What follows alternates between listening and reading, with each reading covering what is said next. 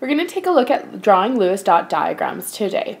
We'll go over ionic compounds, molecular compounds, and polyatomic ions, where we are staying within the octet rule and a few octet rule violations. So here's the rules for drawing Lewis dot diagrams. Remember that we're not going to follow these steps for ionic compounds, only things with non-metals, so that includes molecular compounds and polyatomic ions. So first things first, we're going to draw it with a symmetrical skeleton. So choosing our atoms, we're going to choose it so that the most symmetrical diagram is possible. Typically, we're going to put our least electronegative element in the middle, except for hydrogen, because it only makes one bond, but sometimes we can violate this to make it more symmetrical. That usually happens with our polyatomic ions, or when we have our noble gases involved. For ions or molecules with more than one central atom, we're going to attach the best central atoms, i.e. the least electronegative, together and then build around those. Calculate the total number of valence electrons and add or subtract electrons if it's an ion. Connect all atoms in the skeleton. So our original skeleton, connect our outer atoms to our inner or central atom. And we're going to subtract 2 electrons from our total valence for each bond drawn. Each bond is a sharing of 2 electrons, so that's why we're going to be doing that. We're going to start placing pairs, so in twos, of our valence electrons around peripheral or outer atoms to complete their octets, including what's already there because of the bonds. We're going to move electrons to the central atom if we have extras, so we're going to continue putting them on around there. If we run out of electrons before we get to the central atom and somebody has an unfull or less than 8 electrons around it, we're going to use some of the lone pairs on outer atoms to double bond or triple bond to that central atom to fill its octet. When we're done, if we had an ion to begin with, make sure you're surrounding it with square brackets and its ion charge on the outside. Alright, so magnesium chloride is ionic. Magnesium is a metal. Chlorine is a non-metal. Typically, we draw magnesium with 2 valence electrons, and chlorine has 7. When we had written this formula, we would have considered that magnesium was a 2+ ion and chlorine is a 1- ion, getting the formula MgCl2. So we're going to require 2 chlorines. And remember, we only pair electrons after we've gone around an element once with its valence electrons.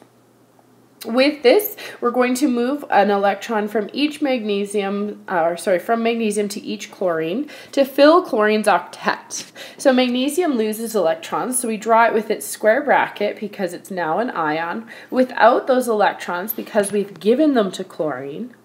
And chlorine, 2 of them, with a full octet, so 8 electrons around it, and it's now a negative because we've added 1 electron to each chlorine. Sodium nitrate is an ionic compound because we have a metal and a non-metal. However, we're going to draw this just a little bit differently than our original ionic compound, magnesium chloride, because nitrate is a polyatomic ion. The polyatomic ion is a molecular compound with an ion charge. So we need to consider this in our drawing. Sodium nitrate has the formula NaNO3. So we're going to draw NO3 as NO3- and Na as Na+. Alright, so NO3 we need to consider as a molecular compound. With this, we bring 5 valence electrons from each nitrogen and 6 valence electrons from each oxygen. Because there's a negative charge, we know that we've added 1 electron, which actually came from our sodium atom, to our polyatomic to make it an ion. So we're going to simply add 1 valence electron here. 5 plus 18 is 23, plus 1 is 24 valence electrons total. So when we set up our diagram, we're going to set it up with nitrogen in the middle because it has the lower electronegativity than oxygen. And we're going to put 3 oxygens around it. When we bond these to our central atom, we have used 6 valence electrons because there are 3 bonds and each bond has 2 electrons in it. So minus 6 from our total, and we have 18 electrons left. So we're going to go around our our outer atoms and add electrons in pairs to fill their octets. So 1, 2, 3, 4, 5, 6, 7, 8, 9, 10, 11, 12, 13, 14, 15, 16, 17, 18. I am out of electrons now, and I can't put any more in my molecule without wrecking what this is. So we're out of electrons, but nitrogen does not have a full octet. It currently only has 6 electrons surrounding it. So oxygen, being the nice guy it is going to share. And we are going to make a double bond within our nitrogen.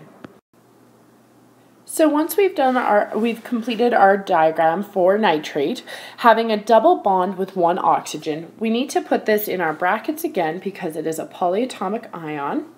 And we need to indicate with that negative that we've added an electron somewhere in this diagram. Doesn't matter which electron or dot it was. With that, we also had our sodium atom. Don't forget about that. So our sodium ion is Na+. It typically would have had one valence electron as an atom, but because it is an ion, it's given up one of electron, and we draw it with none.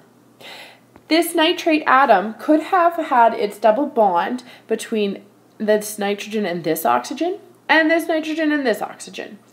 It would have looked very similar, but this indicates that we know we have resonance. Last example, we have bromine pentafluoride. Bromine pentafluoride has the formula BrF5. So what we're going to do is we're going to put our least electronegative element in the middle, or something that will make this symmetrical. So bromine with 5 fluorines around it seems fairly symmetrical to me. We total up the electrons. Bromine bringing 7, and each fluorine also bringing 7. 7 times 6 is 42 electrons. In connecting all of my fluorines to bromine, I've made 5 bonds, and I've already violated the octet rule around bromine, but that's okay. So 5 times 2 is 10. We minus 10 electrons that we've already used from the bank here, and we are going to be left with 32 electrons to put in my diagram. Now handing these out, we start on the outer atoms. So fluorines will each get pairs of electrons to complete their octets.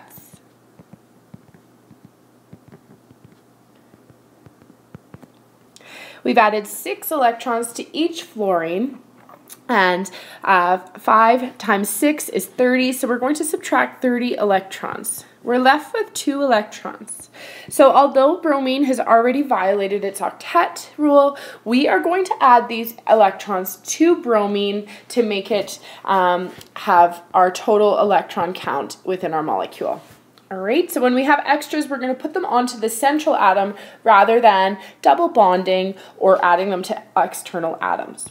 When we take a look at formal charges, we actually see that this is a very stable compound. Bromine typically has 7 electrons, valence electrons, and we subtract it having 5 bonds and 2 lone pair electrons. This gives it a formal charge of 0, which makes it happy.